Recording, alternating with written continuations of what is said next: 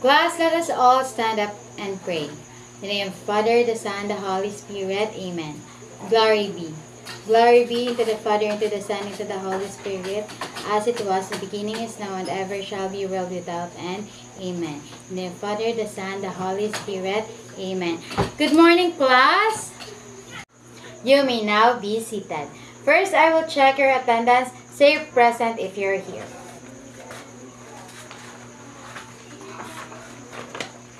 Magbanwa, Binaraw, Hongko, and Nationales. Give 5 claps because you're here and you are all present. 1, 2, 3, 4, 5. Class, please all stand up. We will have a play. It is called the Passing the Bouquet. Amo na siya ang we will sing, we have a song, bubuka ng bulaklak, and then you will sing a song. Bubuka ng bulaklak, kabaluman ka muna, hindi bala. Kag, ang amo sina nga may ara ko, small box, nga ihatag sa inyo, kag ipasa-pasa nyo na, kag kung ang kanta, must stop, amo na siya, may kuhaon ka muna nga small paper, kung ano na sa nga bulak, anaga, ang ara, dira. Kag i-describe nyo na sa kung ano na sa nga Filipino occasion, nga ara dira. When we say sepal, it is a leaf-like structures that protects the developing flower bud. As you can see here, as you can see the flower, this is the sepal. Amo ni siya nagaprotect sa flower. Nagaprotect sa petal sa flower bud.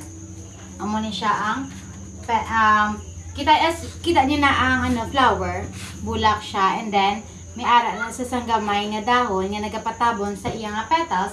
Amo na siya, it is what we call sepal. Amo na sa leaf-like structures that protects the developing flower bud. Nagadevelop pa lang. When nagadevelop ang flower, ang sepal, amo na siya ang nagaprotect sa petal. So, when you say receptacle, it is the part of the flower stalk where the parts of the flower attach.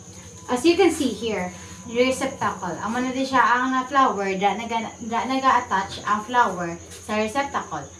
As you can see here, di ba sa dalom siya? Ari na di ang ang flower di na di